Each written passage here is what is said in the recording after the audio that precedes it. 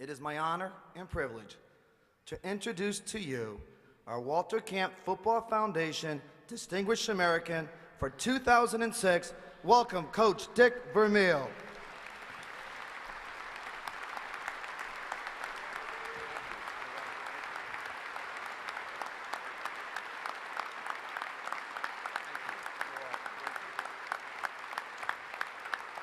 Thank you very much, ladies and gentlemen. Alan Jackson, members of the Walter Camp Board, members of the dais, honored athletes, alums, it's a real pleasure to be here. What an honor to be distinguished as I am at this stage of my life. It's a real honor, believe me. Retired a year ago, about 2 weeks. Retired to an assisted living place in Chester County, run by Carol Vermeil. My wife, Carol.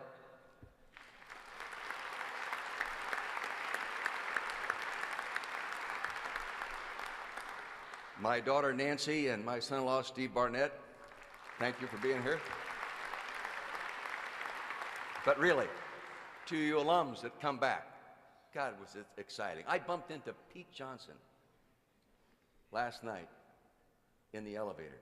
I mean, as soon as he said it as it was, I got nervous. We played him in Ohio State in the Rose Bowl. Great football player, great guy. It was great to see Pete. And all you other guys, to see Tony Dorsett, to come back to an event like this. There has to be something magic about the Walter Camp event. Tony was a great, great football player. And you know, today we throw that term around, too. And I think there's some guys, David Fulcher, we were having dinner together last night, and there are guys who will agree with me. Mike, you will too. Is we throw the term, we wholesale the term great today on the college level and in the pro level. I reserve it for the Tony Dorsetts of the world, the Kurt Warners of the world, and those that are truly a notch above the rest. And I had to coach against him every year I was at the Philadelphia Eagles, and I can't tell you how many times I'm sitting there and say, we got this game won. We've got it, we've got it. And all of a sudden, here comes this little guy through a hole about on the 10-yard line, and I watch him go by me. And he ends up at the other end. Oh, when I see him, my pulse rate goes up. But it's because of respect. It's so great and so unique that the Walter Camp people bring the alums back. And I hope you guys remember this, because it's not done around the country. And there's so many. Morton Anderson sitting right here. You know, I had the pleasure to work with Morton for 2 years. We won 9 straight, won 13, lost in playoff. I got in trouble with the NFL he had seconds to go. We're playing the Raiders. And I don't remember what 40-yard field to go, and it's about 3 seconds on the clock. And he goes out, and I think, well, maybe he's a little nervous. He's a big wine guy. And I love wine. I'm born and raised in the Napa Valley. I love wine. He loves wine. We shared some good glasses of wine together. I called him over to the sideline. I say, Mort, you make this field goal, I'll give you a bottle of Bryant Family Vineyard Cabernet. It's honest to God truth. He goes out, boom, that was motivation enough. He kicked that thing. Would have been good from 70, okay? Anyway, we come in. The first thing the media asked me is, what did you say to Morton Anderson? I said, I promised them a bottle of Bryant Family Vineyard Cabernet, which you guys can't get, and I know you're jealous. Well, the next day, the league comes down on me. I'm infringing on the salary cap, right, Mort? I can't give it to him. So I'd have waited 2 or 3 days. I gave it to him later. You know, right? But anyway, and what you do, and I happened to be fortunate enough. Now, we actually felt Morton couldn't kick any longer. We stayed with a younger guy, and he went to Minnesota, and he had a little knee problem, but he rehabbed his knee, got it fixed, he came back. And I'm broadcasting the game a few weeks ago. Dallas Cowboys, Atlanta Falcons, and Mort only needs a few points and a kick or two, and he's the all-time kicker in the history of the National Football League. So I got to share that experience with him. Yeah, I was so proud of him, and so pleased to be just a little part of it. But Mort, thanks for being here. Really, credit. You know, I'll tell you one other thing about Mort. We used to laugh about this. On captains, I always announced the captains on Saturday, and I would give a biography to all the players. I'd go all the way back to when the kid played in high school, what his mom and dad did. Take me 15 minutes per player. And I would go through Morton's when it was his turn to be captain, and there would be kids say, Coach, I wasn't born when he came into the league. Respect you a lot, Morton. Thank you. Well, Coach, tremendous. You know, ultimately, what makes a man or provides the opportunity for a leader to do what Greg Schiano did at Rutgers is his ability to handle adversity, his ability to handle the tough times, and remain focused on the positive things and look for the small wins and let those small wins compound to all of a sudden you're winning. And I'll tell you, it takes a special guy and a special leader to be able to do that, because a lot of guys with big names and a lot of guys that have had those opportunities have folded, and the reason they folded, they couldn't handle the downtime. The miserable losses, the 8 losses in a row, the 9 losses, the 10, the 1-win season. And Greg was able to do that, and like he said, he's built the program. But it was built on his ability to handle adversity and get it to the point now, well, he's going to create adversity for everybody else he competes against, believe me. Distinguished American Award. I'm proud of that. That's a great term. What's it mean to me? It means, number one, the distinguished people I've been surrounded by. The coaches I worked with. I first coached high school football in 1959. I can tell you who I was an assistant then. The next year I was a head coach. I was smarter than hell. Okay, a couple of years later I'm coaching junior college. And I can remember all these people.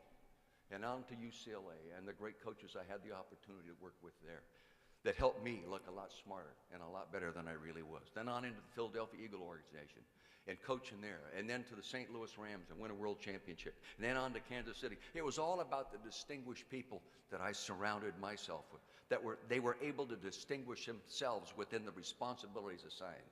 The great players. I learned a long time ago, players win games, not coaches. You know when I learned that? 1961. I won the championship at Hillsdale High School. I was coach of the year in the Mid-Peninsula League. I was bright and brilliant. And I was actually a little cocky. My ego, I was feeling pretty good. And my wife nodded her head, yes, you were. And the next year, my quarterback graduated. My running back went to Stanford. My right guard and captain linebacker went to BYU. My left tackle went to San Jose State. My little nose guard went to College of San Mateo. All of a sudden, this genius coach is going to coach Hillsdale High School the next year. We won 4 games.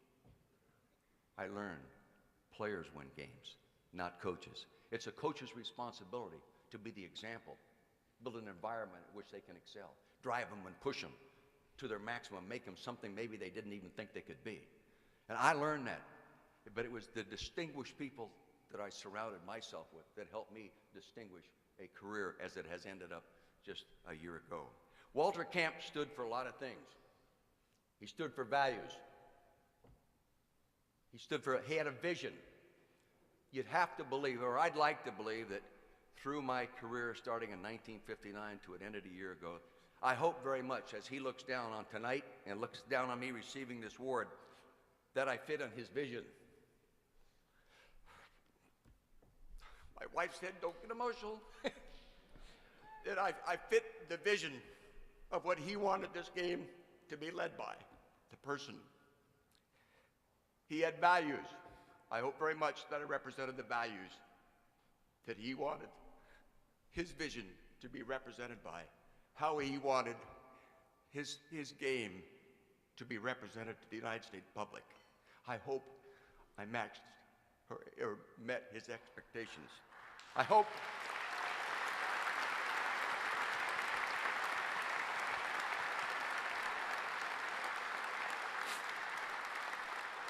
he had a process.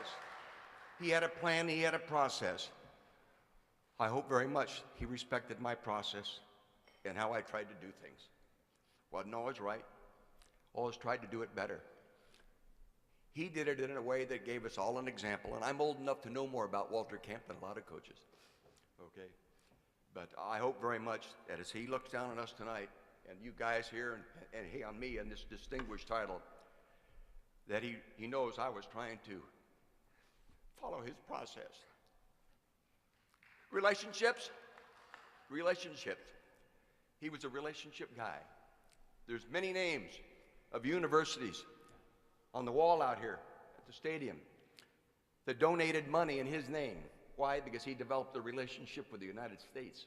He developed a relationship with other coaches, other peoples, trading ideas, selling his game and his principles through a relationship of coach to coach, person to person, and belief to belief. I hope very much that I met his expectations in regard to that responsibility as a coach. I love that part. I love the relationships. I love drinking wine with Mort. Had fun. I did. Boy, we had some good wine. Boy, it was always the best, wasn't it, Mort? You bet your ass, boy. It was good wine. It was good time.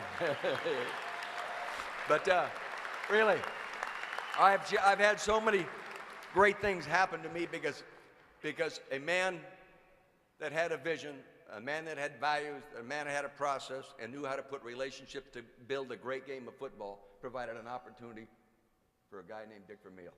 Hey, and the rest of you guys, and don't forget it. It's a responsibility. I read this statement a few years ago, and I use it now because I think about it all the time. And I'll read it to you or I'll express it to you, and I'd like you to think about it. A man's most precious moments encompass a very small percentage of his lifetime. Let me repeat that. A man's most precious moments encompass a very small percentage of his lifetime. I've had some very, very precious moments in my lifetime.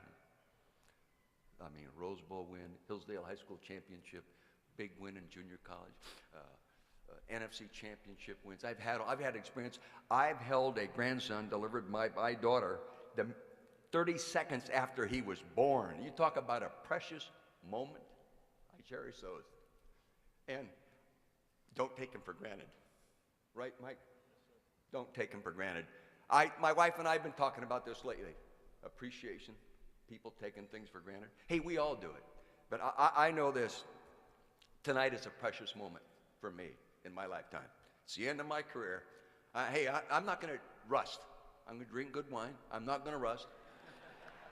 All right? And I'm going to stay involved a little bit. I get to broadcast the Senior Bowl, so you guys are going to be down there. I better play well. I'll be on you. And I'll be around, do some football clinics and everything else. But this is a precious moment. It's a precious moment for these guys. Don't forget it. It's a precious moment for Greg. It's a precious moment for all of us to share this kind of an experience. Why? Because Walter Camp had a vision. And he had values. He had a process. And he spread it on to all of us. So I thank Walter Camp for honoring me and my family and my grandchildren and all the coaches and people that I've worked with and for. Thank you very, very much.